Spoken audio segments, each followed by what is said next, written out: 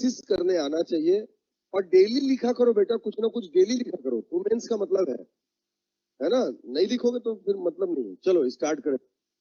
क्या शुरू करना है? घरेलू हिंसा से महिलाओं का संरक्षण अधिनियम 2005। ठीक। अरे पूरा पनौती छेड़े, एक हाथ तो बिजी हो गया मेरा। देखो आज इंग्लिश में नहीं बोलूंगा, ठीक है? तो एक हाथ में पकड़ो ना भाई, इसी से इंग्लिश निकलता है मेरा। देखो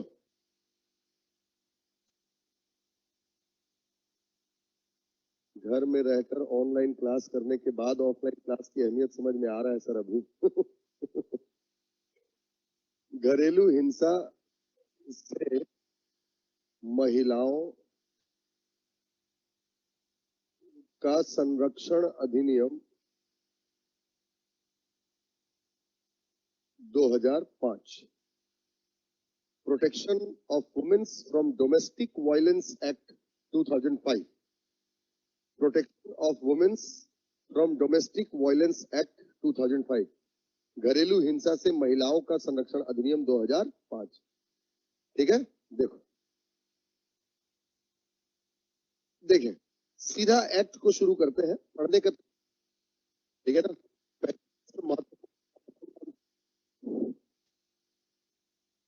ठीक है, इंपॉर्टेंट प्रोविजंस देखेंगे इस एक्ट के बारे में। उसके बाद इस एक्ट या दूसरे तरीके शुरू करते, एक हाथ में पकड़ो ना यार, तो इधर उधर हो जा रहा है। देखो सबसे पहले हम जानते हैं, इसका परिचय देखते हैं, ये क्या है, कैसे आया। ठीक है, फिर इसके बाद इसकी आवश्यकता देखते हैं कि इस एक्ट की आवश्यकता क्या थी, नीड ऑफ दिस एक्ट। इसके बाद इसका हम प्रमुख प्रावधान देखेंगे, इंपॉर्टेंट प्रोविजंस। ठीक है, प्रावधान देखने के बाद इसका महत्व देखेंगे, फिर इसकी सीमाएं देखेंगे या निष्कर्ष देखेंगे। देखें, ठीक है, बांट करके हम इसको पढ़ेंगे। Introduction, introduction of the act. Second, need of the act और फीचर्स भी आप इसको बोल सकते हैं। थर्ड, प्रोविजंस, इंपॉर्टेंट प्रोविजंस, प्रावधान। Fourth, importance. फिफ्थ, लिमिटेशंस या डिमेरिट्स। ठीक है, और लास्ट में कंक्लूजन। इतने बांट करके हम इसको देखेंगे। ठीक है, इतने ही सुनो। तो चलो परिचय शुरू करते हैं। ठीक है, परिचय, इंट्रोडक्शन में याद रखें कि सबसे महत्वपूर्ण बात तो यह है कि महिलाओं के साथ होने वाली, ठीक है, महिलाओं के साथ होने वाली घरेलू हिंसा पर रोक लगाने के लिए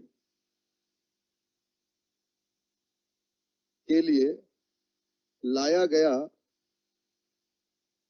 महत्वपूर्ण कानून है। ठीक है, में लिखेंगे इसको मैं PWDVA बोलूंगा। ठीक है ना, protection of womens from domestic violence act 2005। ठीक है, तो लिखेंगे this act is the important legislation to prevent the domestic violence against the woman। ठीक है, याद रखें कि इसे 26 अक्टूबर 2005 को संपूर्ण भारत में, इसको कनेक्ट करो ना। क्या सर, बिलासपुर में आवाज बिल्कुल नहीं आ रहा है सर।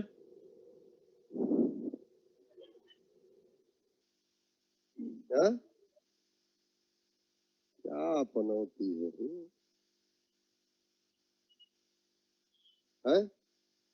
ये एकदम ऐसे लिए खड़े रहूंगा, देखो, ठीक है।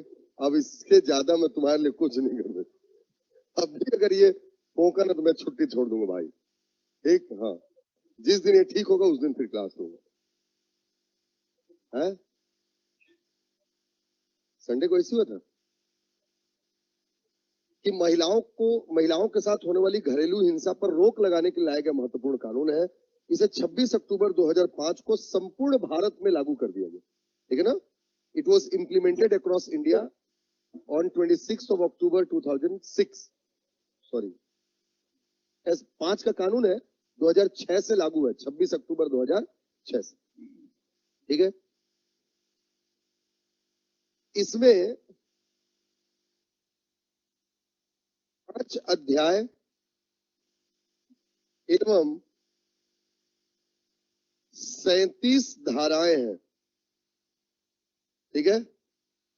It consist of 5 chapters and 37 section. इसमें 5 अध्याय हैं और 37 धाराएं हैं, समझ रहे। देखें, प्रारंभ में यह जम्मू कश्मीर में लागू नहीं था। Initially not implemented in Jammu and Kashmir, but from 31st October 2019, it is implemented at Jammu and Kashmir. लेकिन 31 अक्टूबर 2019 से, जैसा कि आप जानते हैं, जम्मू कश्मीर से विशेष राज्य का दर्जा वापस ले लिया गया, ठीक है। तो अब ये क्या बन गया, आपका केंद्र शासित प्रदेश है, इसलिए अब वहां पर लागू है, समझ रहे। ये आपका घरेलू हिंसा से महिलाओं का संरक्षण अधिनियम 2005, ठीक। देखें, इसके बाद इसका कारण, इसका फिर कट रहा है क्या, फिर कट रहा है क्या आवाज, नहीं। हाँ, तो कारण क्यों लाया गया, तो ध्यान सुनो बेटा। तो कारण ये इसलिए लाया गया, ठीक है ना। कारण इसका सबसे पहले तो ध्यान देंगे, संविधान का अनुच्छेद 14, 15 एवं 21 को पूर्णतः लागू करने के लिए, ठीक है, this act was brought for complete implementation of Article 14, 15 and 21 of the Constitution. समझ रहे हैं? ये कानून अनुच्छेद 15 और 21 को पूर्ण रूप से लागू करने के लिए लाया गया। अब समझो बेटा, ये क्या है। 14 क्या कहता है, कानून के समक्ष समानता, मतलब 14 कहता है कि हमारे देश में एक जैसा कानून होगा, और इससे बड़ी बात कि कानून सबको समान संरक्षण देगा, इक्वल प्रोटेक्शन। तो जितना पुरुषों को प्रोटेक्शन है सोसाइटी से, उतना ही महिलाओं को भी प्रोटेक्शन देना सोसाइटी में, समझ रहे हो। दूसरा, आर्टिकल 15, 14 फॉर प्रोटेक्शन, संरक्षण के लिए, अनुच्छेद 14 जो है। 15 इक्वल स्टेटस इन सोसाइटी, महिलाओं को समाज में बराबर का दर्जा दिलाना, ठीक।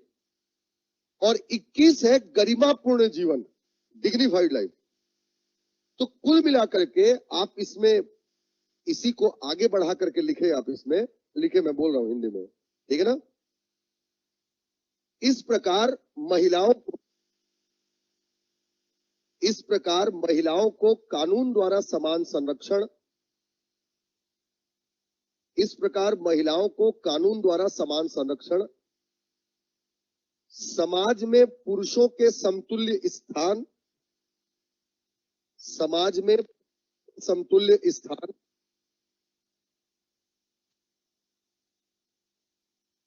ठीक, समाज में पुरुषों के समतुल्य स्थान एवं गरिमापूर्ण जीवन प्रदान करने के लिए यह अधिनियम लाया गया। Such as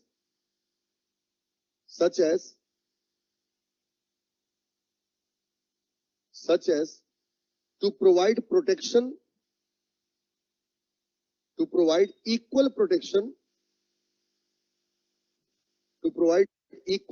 of law, comma, equal status in the society, equal status in the society, equal status in the society, and dignified life to the women's, it was enacted. Sorry, it has been enacted. ठीक है, ये कानून जो है वो लाया गया. समझ पाए इस चीज को? अच्छा, दूसरी चीज देखें. दूसरी चीज,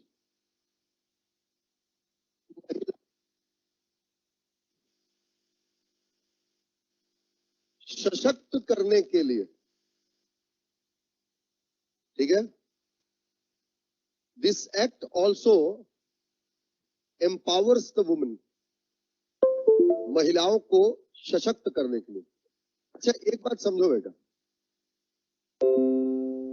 कि क्या होता है, जैसे इसको टेक्निकली तौर पर तो आगे हम समझेंगे, आगे डेफिनेशन इसका पूरा समझेंगे अपन, लेकिन इसके अलावा भी एक एक्ट है, मतलब कानून है ना. जैसे महिलाओं के साथ मारपीट हो तो आईपीसी पढ़ाया था मैंने आपको, उसमें भी है प्रावधान, लेकिन उसमें क्या है, सीधा जेल और उसके बाद शादी जैसी संस्था तो खत्म हो जाएगी, तो शादी तो बचेगी नहीं. समझ रहे बात? तो ये एक्ट इसलिए भी महत्वपूर्ण था कि इसके माध्यम से जो विवाह जैसी संस्था है उसे बचाए भी रखा जा सकता है. इसमें आगे पढ़ेंगे तो आपको समझ में आएगा. कारण बताने के लिए मैं आपको थोड़ा बहुत समझा रहा हूं कि अगर मान लीजिए कि किसी महिला के साथ पुरुष जो है ना, और इसमें कोई अन्य पुरुष नहीं जो उसका नातेदार रिश्तेदार है, रिलेशनशिप में जो है, वो अगर किसी प्रकार की मारपीट करता है तो घरेलू हिंसा होती है. तो नॉर्मल मारपीट का अगर कंप्लेन कर दी, मान लो पत्नी जो है पति के खिलाफ कंप्लेन करती है और आईपीसी के तहत कर दी, तो सजा हो जाएगी, शादी खत्म. समझ रहे हो? लेकिन यहां पर ये पावर देता है महिला को कि वो डायरेक्ट आईपीसी के तहत मामला दर्ज न करवा करके डोमेस्टिक वायलेंस एक्ट के तहत जाकर के ये बोल सकती है कि मेरे को क्षतिपूर्ति चाहिए. ये डेली डेली का नाटक है इसका. मेरी बात समझ रहे हो? मतलब विवाह जैसी संस्थाओं को बचाए रखकर महिलाओं की समाज में स्थिति को बेहतर रखते हुए जो पुरुष सत्तात्मक सोच है. बोलो जी. फिर प्रॉब्लम आ रहा है सर. क्या बोल रहे हैं? आवाज कब आ रहा है? सब पूरे बोल तो मैं उतना ही. अरे यार ये पनौती, अब क्या करूं, ऐसे रखूं? ऐसी च रखता हूं, है ना. देख रहे हो ये व्यथा है, हा? मच्छर जितना खून नहीं पीते, इन लोग पी डाले मेरा.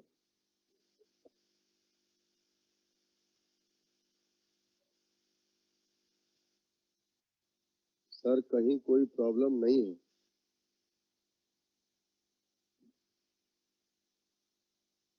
ये बिलासपुर वाले नौटंकी कर रहे हैं क्या? मजा ले रहे हो क्या रे तुम लोग? हाँ? एक कानून तो इसके लिए भी बनना चाहिए. ऑनलाइन में टीचर को अगर स्टूडेंट परेशान करे तो क्या मजा ले, तो एक कानून बना चाहिए नहीं. हम्म, हम्म. देखो, तो मैं ये कह रहा हूं कि महिलाओं को सशक्त करने के लिए, ठीक है, तीसरी चीज, तीसरी जो खास चीज जो आपको समझा रहा था कि किसी महिला को ये अधिकार भी देना कि वो हिंसा के खिलाफ आवाज उठा सके, ठीक है, और दूसरी इसमें जो खास बात है वो ये कि विवाह जैसी संस्थाओं को बचाए रखना, ठीक है ना. देखिए,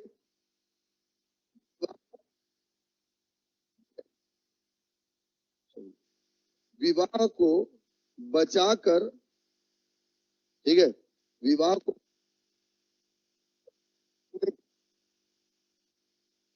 या दंडित करने के लिए,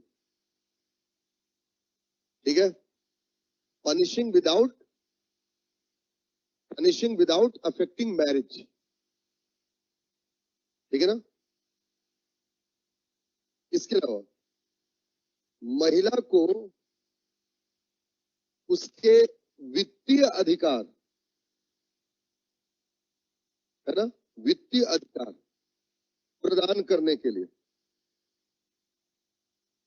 ठीक है ना, to provide the financial rights to the womens, महिलाओं को उनके वित्तीय अधिकार प्रदान करने के लिए। वित्तीय अधिकार कहने का मतलब यह है कि महिला अपने पैसे कमा सकती है और महिला होता भी तो यही है, इनका ही है, हमारा भी इनका ही,